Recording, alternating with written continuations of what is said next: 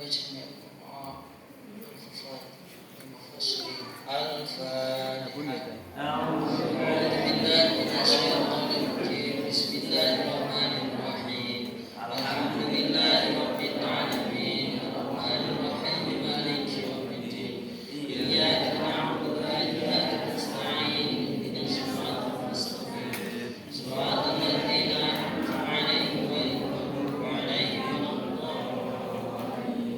Bismillah hadirin hadirin ulama Syekh Muhammad Ibn Abdul Latif wa Syekh Muhammad Syekh Asy'ari wa Syekh Abdul Wahhab Nasrullah wa Syekh Muhammad Bisri Samsul wa Syekh Wahid Hasim Syekh Muhammad Abdul Rahman Wahid wa Jami'ah Syekh Syekh Adinatul Ulama wa Usulihim wa Furu'ihim An-Nahai Jatihim Fil Jannati wa Mu'iddu Alayna Barakatihim wa Asrarihim wa Anwarihim wa Ulumihim wa Ahadihim Fid-Din wa Dunya wal Akhirah.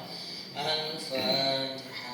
A'udhu billahi minasyaitonir rajim. Bismillahirrahmanirrahim. Alhamdulillahi rabbil alamin. Ar-Rahmanir Rahim. Maliki yaumiddin. Iyyaka na'budu wa iyyaka nasta'in. Ihdinas siratal mustaqim.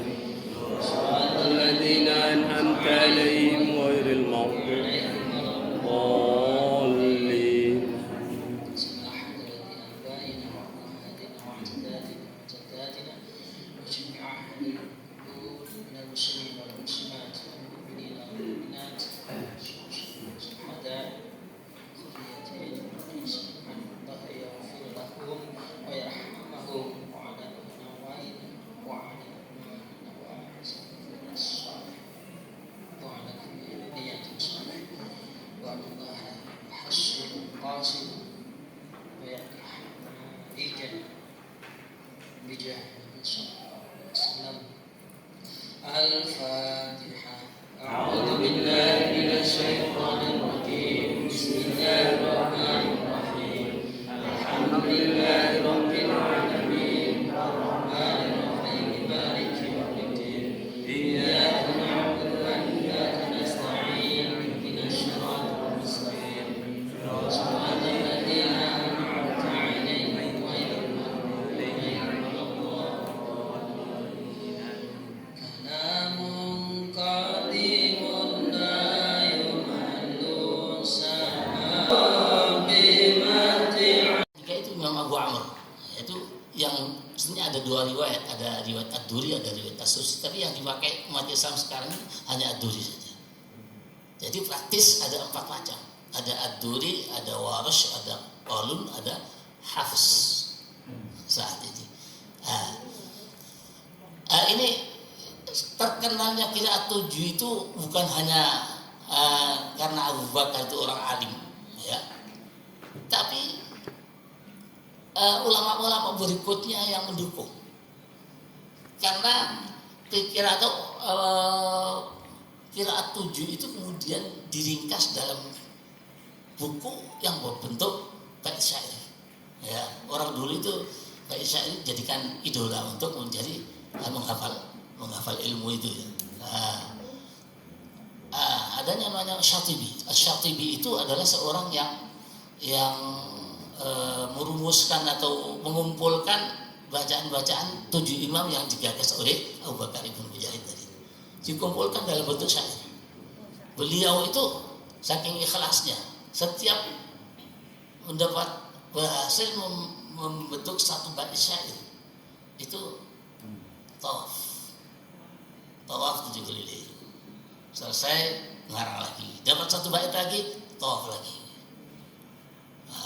Makanya yang namanya Hirzul Amani itu namanya, nama bait syairnya itu, kitabnya namanya Hirzul Amani. Itu adalah buku yang fenomenal. Hampir semua orang yang belajar ilmu qiraat itu harus mempelajari Hirzul Amani. Mungkin karena ikhlasnya yang mengarang. Bayangkan setiap bait syair tawaf 7 kali keliling. 7 kali keliling. Padahal yang namanya tawaf itu fadilahnya sangat tinggi. Man tawafa khamsina subu'an kharaja min dhunubihi ka yawma waladathu ummuh. Man tawafa khamsina subu'an, ini dalam hadis Nabi disebutkan. Siapa saja yang tawaf 57 kali ya, 57 kali keliling. Ya. Subuhan itu 7 kali kelilingnya. Man tawafa khamsina 50 subuhan 57 keliling ya. Kharaja min dzunubihi kayauma waladathu akan diampuni segala kesalahannya seperti baru dilahirkan oleh ibunya. Gak ada dosanya sama sekali. Itu kalau tawaf 50 kali tawafan itu berarti 350 putaran Ka'bah. Jadi setiap tawaf kan 7 kali keliling. Ya, berarti 350 keliling. Ya. Nah ini 1000 bait. Ya. 1000 bait kan kalau 50 bait itu berarti kan 50 kali tawafan ya. Ini kan 1000 bait, 1000 lebih. Ya, 1080. Jadi Hirzul Amani itu jumlahnya 1080. Itu pun lebih dari alfiyah. Kalau orang-orang di Kediri itu kan hafal alfiyah semuanya ya. Itu hanya 1000, ini 1080. Kalau mau menghafal Hirzul Amani 80. Dan kualitas bait syairnya itu lebih tinggi daripada alfiyah. Kenapa kalau lebih tinggi? Karena di bait syair Hirzul Amani itu disertai dengan namanya kunci. Kalau nggak hafal kuncinya nggak bisa memahami bait syair. Kalau alfiyah nggak pakai kunci, ya. Kalau ini ada kuncinya. Kalau nggak hafal kuncinya nggak bisa memahami Hirzul Amani. Inilah yang akhirnya menjadi fenomena yang mana Hirzul Amani sampai sekarang dijadikan rujukan utama orang belajar qiraat itu. Rujukan utamanya adalah Hirzul Amani. Itulah qiraat 7. Kesimpulan terakhir, qiraat 7 itu adalah bagian dari bacaan yang dibolehkan oleh baginda Rasul, unzilal Qur'anu ala sab'ati ahrufin, masih di bawah itu. Tetapi qiraat 7 itu bukan membatasi.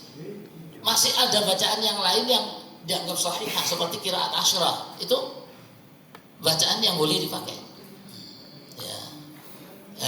Yang 7 ini yang menurut Ibnu Mujahid yang paling kuat, bukan yang benar saja ya, yang lain salah enggak, yang paling kuat tingkatannya. Dan yang lainnya ada yang benar, ada yang salah, yang lainnya itu yang syaddah nggak dipakai. Barangkali itu pengertian tentang qiraat 7. Ya mudah-mudahan yang dengan cerita yang panjang lebar ini bisa memberikan pengertian qiraat 7 ke ada pertanyaan? Silakan, boleh bertanya. Ya. Tadi turunnya Al-Quran. Oke. Ya. Turunnya Al-Quran tadi dari awal sampai akhir itu kan tertulis dengan tidak beraturan. Maksudnya turunnya tertulis tidak berurutan maksudnya. Iya, tidak berurutan. Terus sekarang mushaf yang kita pakai ini berurutan seperti itu, pripun maksudnya mohon dijelaskan. Iya. Iya. Iya. Saya ini ada pertanyaan begini. Ya sudah. Ya, asal-usulnya bukan seperti sekarang. Iya. Ini ada pertanyaan. Turunnya Al-Quran itu tidak berurutan. Loh, kenapa sekarang kok diawali dari Al-Fatihah sampai An-Nas itu kok berurutannya seperti itu? Nah, itu tadi pernah saya jelaskan tadi. Setiap bulan Ramadan itu dicek urutannya. Oh, ini letaknya di sini, ini letaknya di sini. Di samping itu setiap kali turun ayat Al-Quran itu malaikat Jibril langsung memberitahukan ini letaknya di sini. Ini letaknya di sini. Ya, seperti yang saya katakan dari ayat yang terakhir kali turun. Ber'adil ayah bain ayat di bawah ayat lain. Ini letaknya di situ, disisipkan di situ. Ya. Tadinya kan urutannya ayat riba langsung ke ayat dain. Sekarang diselingi oleh Ayat terakhir. ayat yang terakhir. Ini contohnya seperti itu. Setiap kali ayat turun itu, malaikat Jibril selalu memberitahukan. Ini urutannya di sini. Ya. Iqra bismi rabbikal ladzi khalaq itu nanti di belakang nanti itu. Ya, itu. Dan ayat yang kedua kali turun itu bukan lanjutannya Iqra bismi rabbikal ladzi khalaq, kan Al-Mudaththir. Ya. Meloncat lagi kan. Itu urutannya berikutnya nanti nunggu ada ayat turun lagi. Oh ini lanjutannya Iqra bismi rabbikal ladzi khalaq dulu yang 5 ayat dulu lanjutannya sekarang ini ya. Jadi nggak berurutan, ya, namanya ayat-ayat Al-Quran. Urutan Al-Quran itu karena setiap tahun sudah dicek lagi, ya, dan ada yang namanya urdoh yang terakhir itu termasuk urutannya dan termasuk yang dihapus, ayat yang dihapus. Sehingga urutan yang ada sekarang ini mulai dari surat Al-Fatihah, surat Al-Baqarah, surat Al-Imran, An-Nisa, Maidah, Al-Araf terus sampai An-Nas itu sesuai dengan urutan yang ada di Lauhul Mahfuz, sesuai dengan urutan yang ada di Baitul Izzah. Sama. Jadi gitu ya. Turunnya aja yang beda. Apa? Cuma ketika turunnya Ya, aja yang turunnya Al-Qur'an itu sesuai dengan kebutuhan gitu loh. Ya. Sesuai dengan kebutuhan. Contoh yang pertama, ayat yang pertama kali turun itu menggambarkan baginda Rasul tidak bisa baca. Iqra bismi rabbikal ladzi khalaq, khalaqal insana min 'alaq. Iqra yang dimaksudkan adalah baca, bukan baca tulisan, baca lesan. Enggak pakai tulisan. Ya. Tapi itu menggambarkan baginda Rasul tidak bisa baca. Ayat yang kedua juga ya ayyuhal muddatsir qum fa'anzir. Itu juga sesuai dengan kondisi saat itu baginda Rasul disuruh bangkit oleh Allah Subhanahu wa taala untuk menyampaikan syariat, ya. Dan semuanya termasuk ayat riba. Termasuk ayat ini yang hebat kan ini, ayat ayat minuman khamr. Itu menjadi satu budaya yang sudah nggak bisa dihilangkan, budayanya orang Arab itu saat itu. Yang namanya orang minum itu seperti orang Barat sekarang lah. Orang Barat sekarang itu kan minuman alkohol kan, hampir semuanya minuman alkohol, nggak bisa dihilangkan, itu susah dihilangkan. Saat itu ayat turun pertama kali diturunkan, ayat itu memberi pengertian saja, bukan melarang.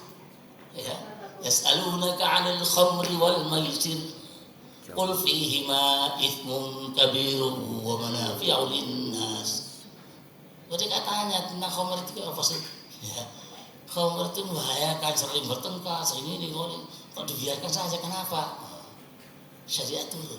Diberikan, oh memang khamr itu ada manfaatnya soalnya. Ya salurkan khamr wal maisir qul fihima. Khamr dan undian, judi, itu ada manfaatnya. Qul fihima ithmun kabirun, ada dosanya.